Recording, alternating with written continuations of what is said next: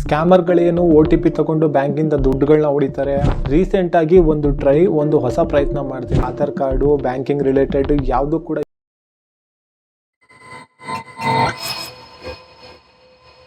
ಎಲ್ಲರಿಗೂ ಸ್ವಾಗತ. ನೀವು ನೋಡ್ತಾ ಇದ್ದೀರಾ ಗೂಗಲ್ ಮ್ಯಾನ್. ನಾನು ನಿಮ್ಮ ಸುಮಂತ್ ಮಾತಾಡ್ತಾ ಇದ್ದೀನಿ. ಸೊ ಇವತ್ತು ನಾವು ಮಾತಾಡೋಣ ಒಂದು ಫೇಕ್ ನ್ಯೂಸ್ ಬಗ್ಗೆ. OTP ಬಗ್ಗೆ ಒಂದು ಫೇಕ್ ನ್ಯೂಸ್ ಸೋಷಿಯಲ್ ಮೀಡಿಯಾದಲ್ಲಿ ಎಲ್ಲ ಕಡೆ ಹರಿದಾಡ್ತಾ ಇದೆ. ಸೊ ಅದ್ರ ಬಗ್ಗೆ ನಾವು ಇವತ್ತು ಮಾತಾಡೋಣ. ಆದರೆ ಈ ಥರ ಒಂದು ಪ್ರಯತ್ನ ಅಂತೂ ಆಗ್ತಾ ಇದೆ. ಏನಪ್ಪ ಅಂದರೆ ನಮಗೆ OTPಗಳು ಬರುವಂಥ ಕಂಪ್ನಿಗಳಿಂದ ಬರುವಂಥ ಮೆಸೇಜ್ಗಳು ಇದನ್ನೆಲ್ಲ ಸ್ವಲ್ಪ ಸೆಕ್ಯೂರ್ ಮಾಡಬೇಕು, ಇದನ್ನೆಲ್ಲ ಬ್ಯಾಕ್ಗ್ರೌಂಡಲ್ಲಿ ವೆರಿಫೈ ಮಾಡಬೇಕು ಅನ್ನೋ ಒಂದು ಪ್ರಯತ್ನ ನಡೀತಾ ಇದೆ. ರೀಸೆಂಟಾಗಿ ಒಂದು ಹೊಸ ಪ್ರಯತ್ನ ಮಾಡ್ತಿದೆ. ಏನಪ್ಪ ಅಂದರೆ ನಮಗೆಲ್ಲ ಕಂಪ್ನಿಗಳಿಂದ ಮೆಸೇಜ್ಗಳು ಬರುತ್ತೆ, ಬ್ಯಾಂಕಿಂದ ಮೆಸೇಜ್ಗಳು OTPಗಳು ಬರುತ್ತೆ.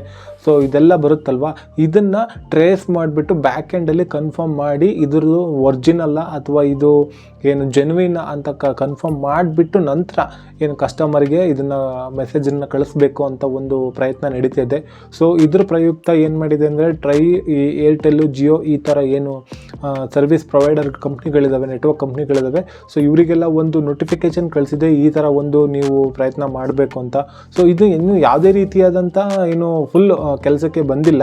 ಅಂದರೆ ಇದನ್ನು ಕೂಡ ಪ್ರಯತ್ನದ ಲೆವೆಲಲ್ಲೇ ಇದೆ. ಅಂದರೆ ಇದನ್ನು ಕೂಡ ಇಂಪ್ಲಿಮೆಂಟ್ ಆಗಬೇಕು. ಸ್ಕ್ಯಾಮರ್ಗಳೇನು OTP ತಗೊಂಡು ಬ್ಯಾಂಕಿಂದ ದುಡ್ಡುಗಳನ್ನ ಹೊಡಿತಾರೆ. ಅದಾದ ನಂತರ ಯಾವುದೋ ಒಂದು ನಮಗೆ ಗೊತ್ತಿಲ್ಲದಿರೋ ವೆಬ್ಸೈಟ್ ಮೇಲೆ ಕ್ಲಿಕ್ ಮಾಡಿಬಿಟ್ಟು ನಮ್ಮ ಲಾಗಿನ್ ಕ್ರೆಡೆನ್ಷಿಯಲ್ನ ನಾವು ಕಳ್ಕೊತಿದ್ದೀವಿ. ಸೊ ಇದನ್ನೆಲ್ಲ ಸ್ವಲ್ಪ ಹತೋಟಿಗೆ ಬರ್ಬೋದು ಈ ರೂಲ್ಸ್ ಬಂದಮೇಲೆ ಅಂತ ನನಗೆ ಅನಿಸುತ್ತೆ.